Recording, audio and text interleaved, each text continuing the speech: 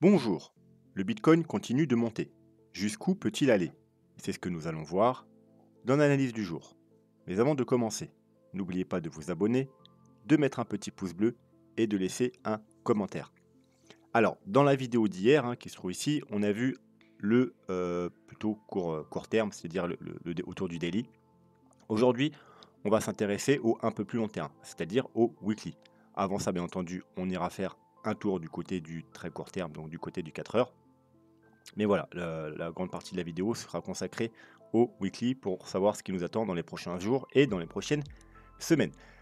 Avant toute chose, on va commencer comme d'habitude par la cryptomap. La cryptomap de la semaine, on est lundi, on entame une nouvelle semaine et comme on peut voir, la cryptomap est plutôt bien verte. Normal, le Bitcoin, il a, après avoir retesté les environ 18 000 $, il a repumpé maintenant jusqu'aux 22 000 $. L'ensemble des altcoins le suivent et on peut voir des jolies hausses de 10 à globalement 30%, avec même RVN qui fait 79, GLM 92 et Luna un joli 129%. Voilà, donc ça c'est pour la map. Le CryptoFear, on est à 25, hier on était à 26, donc c'est plutôt bon signe, comme je vous disais hier, c'est ce qu'on attend de voir quand on est sur un démarrage de hausse. Si on repasse tout de suite en mode où les gens ont plus peur, donc en mode euphorie, c'est pas forcément ce qu'on veut voir. Là, on est toujours dans l'extrême fear, ça veut dire qu'il y a énormément encore de peur et de doute sur le marché. C'est plutôt quelque chose de positif si on veut continuer la hausse. Voilà, donc maintenant on va passer au Bitcoin.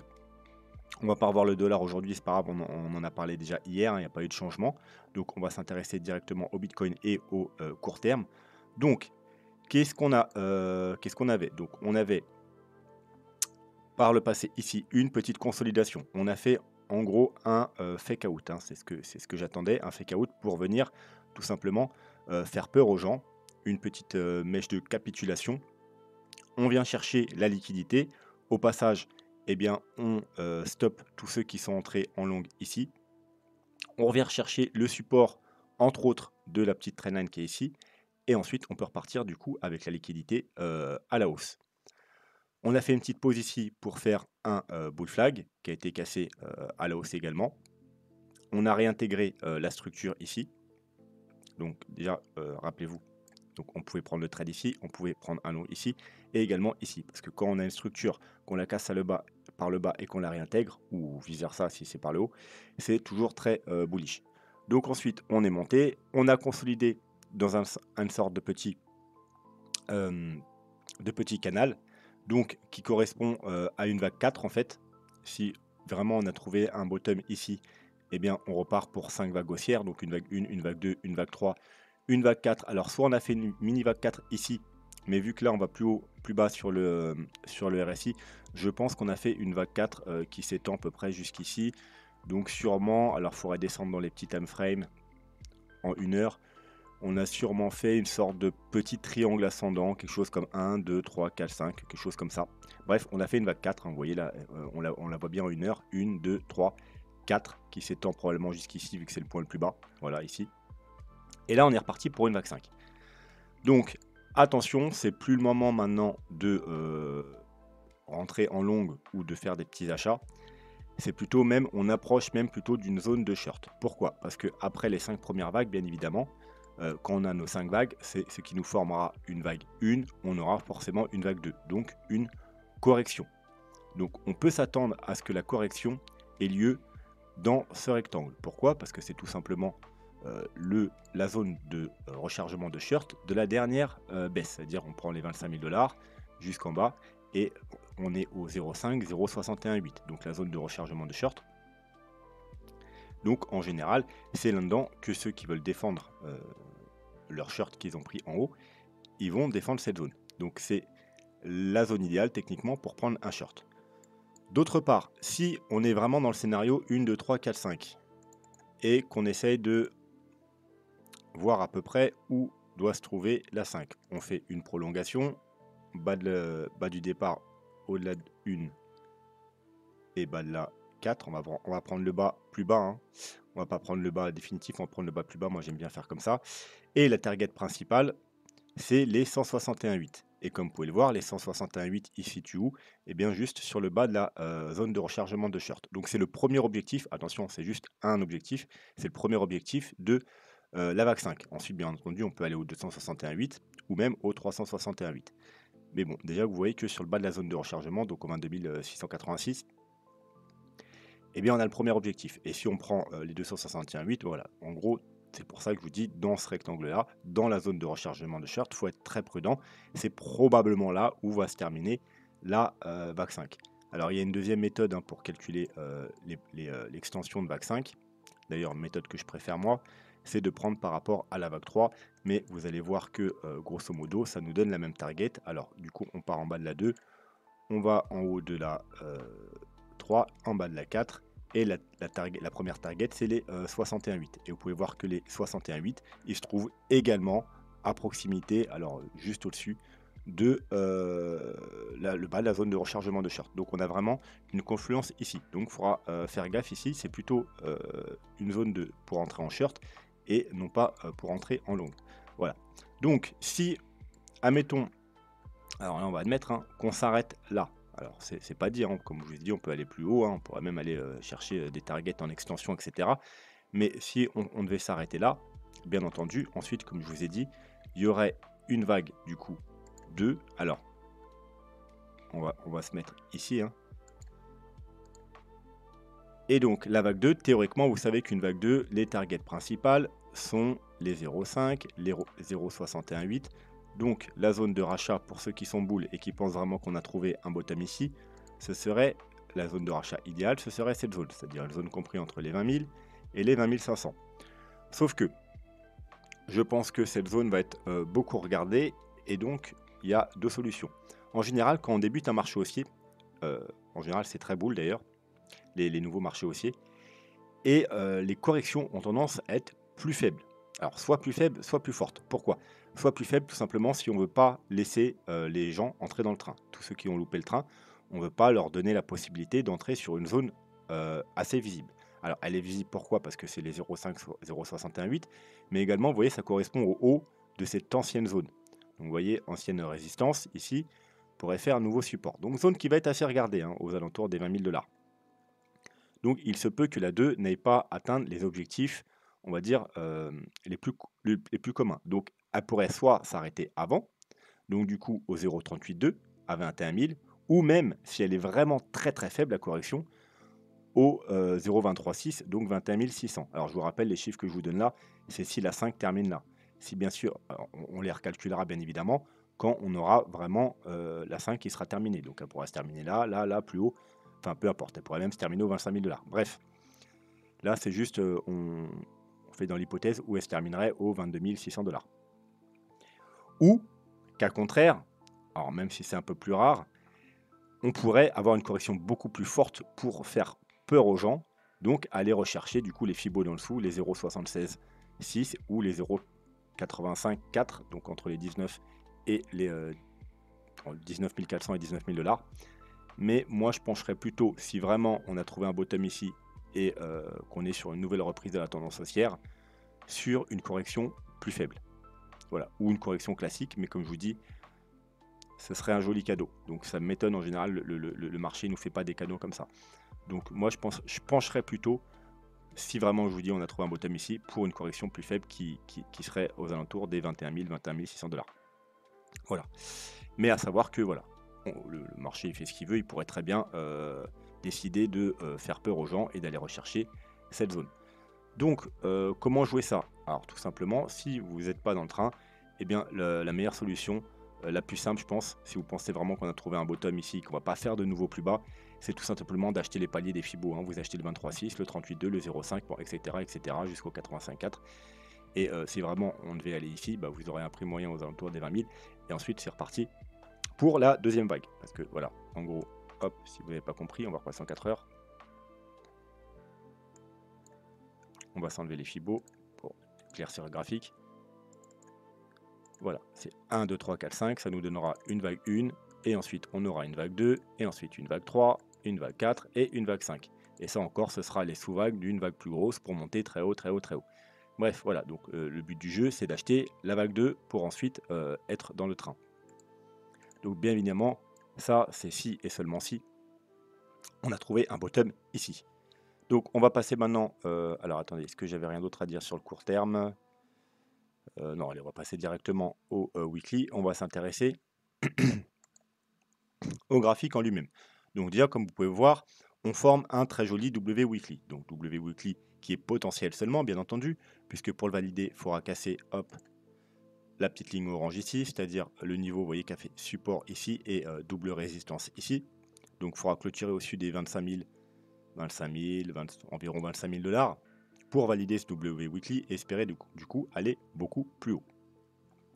Au passage, on est repassé au-dessus du bas du rectangle. Alors je vous rappelle c'est quoi le rectangle? C'est tout simplement les anciens bottoms des bear market, c'est les Fibo 0.236, 0.382 en logarithmique. Et c'est en général cette zone qu'on est recherché dans les précédents bear market. Donc là on est passé légèrement en dessous, donc on peut dire fake out, même double fake out. Et là on est en train de repasser au-dessus. Donc c'est plutôt bon signe si on s'y maintient. Il faudra attendre la clôture de la semaine du coup. Et au-dessus de nos têtes, on a une petite trendline bleue. Donc voilà, je vous rappelle, c'est la trendline du canal long terme. Pareil, en général, on vient s'appuyer sur le canal. Là, pareil, on a fait petit fake out, double petit fake out. Donc ce sera également bon signe si on repasse au-dessus. Et bien entendu, ensuite, il faudra repasser au-dessus des 25 000 $ pour valider le W weekly. Et ce sera très bon signe parce que non seulement on aura validé un W weekly, mais on sera repassé au-dessus du niveau là et au-dessus de la trendline long terme. Donc ce sera vraiment quelque chose de très bullish. Bien entendu, après, il faudra également venir casser cette trendline, donc la trendline blanche, aux alentours des 29-30 000 $. Donc 30 000 $, c'est un niveau extrêmement important. On a pu déjà le voir dans les analyses précédentes, mais on va le voir encore aujourd'hui. Donc au niveau du RSI, comme vous le savez, on a également une trendline. Hop, voilà, qu'on est sur le point d'atteindre. Voilà, donc je pense que si on casse ici et ici, on cassera, ça sera la confirmation sur le RSI. Donc il n'y a pas de raison pour que ce soit pas bullish. Je pense qu'ensuite on continuera à monter. Bref, ça c'est pour le RSI. Sinon, comme vous le savez, on a toujours notre divergence haussière qui marque théoriquement une possible fin de structure, donc la flat A, B, C, avec 3 mouvements baissiers, 3 mouvements haussiers et 5 mouvements baissiers. Donc 1, 2, 3, 4, 5. Mais attention, attention, c'est pas parce qu'on peut décompter 5 mouvements baissiers que la flat est finie. Pourquoi? Parce que 1, 2, 3, 4, 5, donc comme vous savez déjà la vague 5, regardez, elle est assez faible, elle est assez petite. Vous voyez la vague 3, l'ampleur, et la vague 5. Donc on était préparé à ce scénario d'avoir une 5 tronquée. Hein. C'était un de mes scénarios qui possiblement on n'irait pas faire de nouveau plus bas et qu'on aurait une 5 tronquée. Mais il est toujours possible que la vague 4 ne soit pas terminée. On est peut-être toujours dans une vague 4. Vous voyez, 1, 2, 3. 1, 2, 3, donc on pourrait monter plus haut, même aller rechercher beaucoup plus haut, jusqu'aux 29 000 $. Et ensuite, avoir notre dernière vague baissière, donc la vague 5. Donc ça, ce ne serait pas la vague 5, ce serait juste une sous-vague de la vague 4. L'important, c'est que si ça arrive, donc ensuite on pourrait effectivement aller plus bas, rechercher aux alentours par exemple des 15 000 $, il faudrait avoir une divergence pour que le scénario de la flat soit toujours valide. Donc voilà, on pourrait monter un peu, faire même un petit fake out ici, et ensuite avoir notre vraie vague 5. Voilà, et l'important, alors on va la mettre en jaune. Ok. Voilà, l'important, du coup, ce sera que ici, on n'est pas plus bas qu'ici. Donc là, du coup, je l'ai mal dessiné.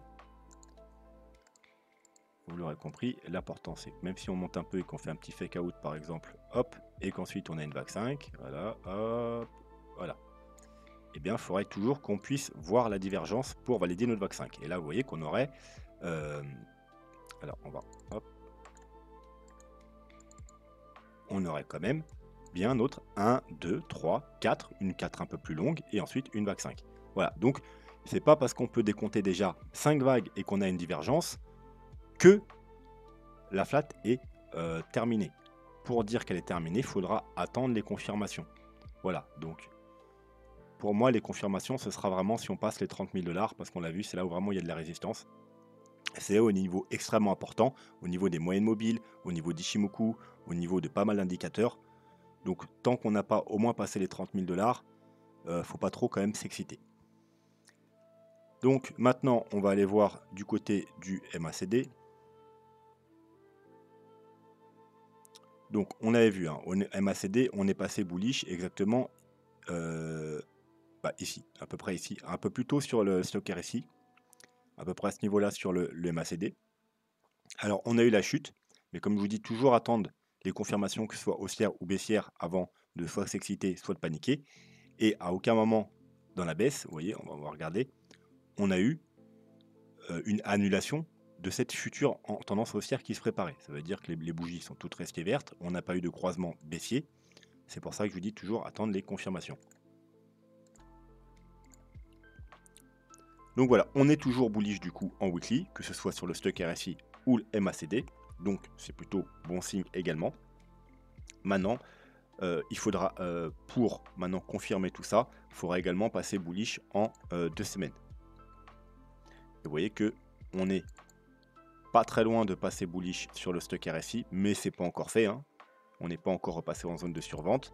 Et sur le MACD, voilà, on commence à avoir un petit arrondissement, mais il n'y a rien encore de validé. Donc on n'a pas encore les validations de semaine. Le weekly c'est bien, le 2 semaines c'est mieux.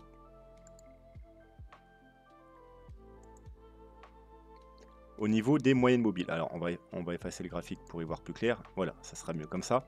On est sur le point de retester. Alors j'aimerais bien mettre le graphique. Voilà, vous voyez que la moyenne mobile 200 en bleu est parfaitement aligné en plus avec le bas du canal. Donc ça nous accentue la résistance. J'ai même envie d'aller voir sur ce graphique là.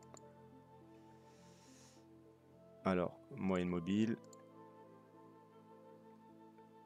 Vous voyez, elle est en plein dans la zone de rechargement de short. Donc je vous dis, c'est un niveau, c'est le premier niveau très important. Donc prudence, hein, comme je vous ai dit, c'est pas le moment de faire des longues. Parce que la moyenne mobile 200, comme vous le savez, elle est extrêmement importante. C'est celle qui a fait bottom sur les précédents bear market. Donc ancien support, maintenant qu'on est en dessous, devient nouvelle résistance. Bien évidemment, si on arrive à passer au-dessus et à s'installer au-dessus, hein, pas comme ici, vous voyez, on est passé la bougie d'après, on a complètement été ravalé, donc on n'a pas réussi à s'installer au-dessus. On a une bougie de clôture, mais on n'a pas eu la bougie de confirmation. Ce sera également extrêmement bullish. Surtout qu'on sera également au niveau du canal, etc. Donc, grosse résistance au niveau des environ 23 000 $. Ensuite, juste au-dessus, bien évidemment, il y aura les 25 000 $. Donc, ce sera le prochain niveau. Et vous voyez qu'il se situe parfaitement sur justement la base du W. Donc, en plus de valider un W, si on casse ce niveau-là, on repassera également au-dessus de la EMA 21. Et la EMA 21, vous voyez qu'en général, quand on est au-dessus, c'est plutôt bullish, et quand on passe en dessous, voilà, en général, dans les bull runs, on a tendance à tenir cette moyenne mobile, et c'est le premier signal qui nous dit qu'il y a quelque chose qui ne va pas. Vous voyez qu'on la casse là, hop, là pareil qu'on la casse, voilà. En général, c'est plutôt mauvais signe de casser la EMA 21. En général, ça annonce une fin de bull run, ou une fin de tendance haussière. Et pareil, quand on la recasse à la hausse, en général, c'est plutôt bon signe. Donc 25 000 $, prochain niveau à casser si on arrive à repasser déjà au-dessus de la moyenne mobile 200. Et ensuite, bien entendu, si on arrive à repasser au-dessus, comme je vous dis, c'est très bullish, l'objectif suivant sera autour, par rapport aux moyennes mobiles weekly, aux alentours des 38 000 $. Mais comme vous le savez, avant ça, il y aura le gros niveau des 30-32 000 $.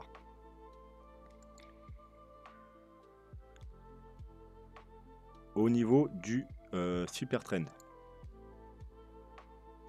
Alors, le super trend, en weekly, il est plutôt assez pertinent, comme vous pouvez le voir, hein. Quand il est vert, il n'y a pas de problème, on monte, on a des grosses tendances haussières, et quand il est rouge, on est dans des grosses tendances baissières. Et il se situe au niveau des 29 500 $, donc pratiquement au niveau des 30 000 $. C'est pour ça que je vous dis c'est un niveau très important. Donc une clôture au-dessus des 30 000 $ nous donnerait un super trend qui repasserait dans le vert, et en général c'est plutôt très bon signe.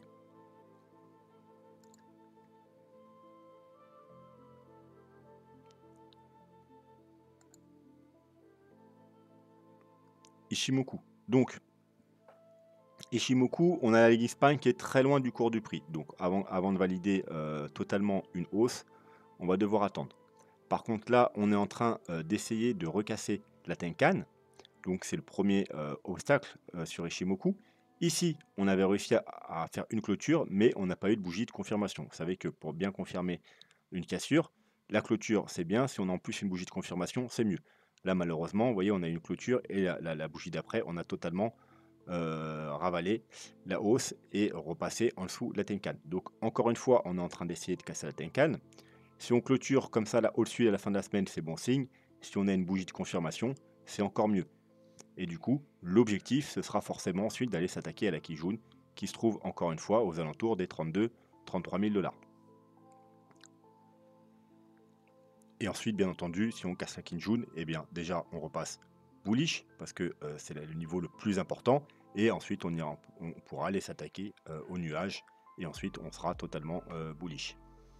Donc, comme on l'a vu hier, sur le plus court terme, les 30-32 000 $ seront vraiment un très gros niveau. Alors avant, bien entendu, il faudra passer la résistance actuelle. Je vous rappelle que... Alors on va repasser un petit peu en daily.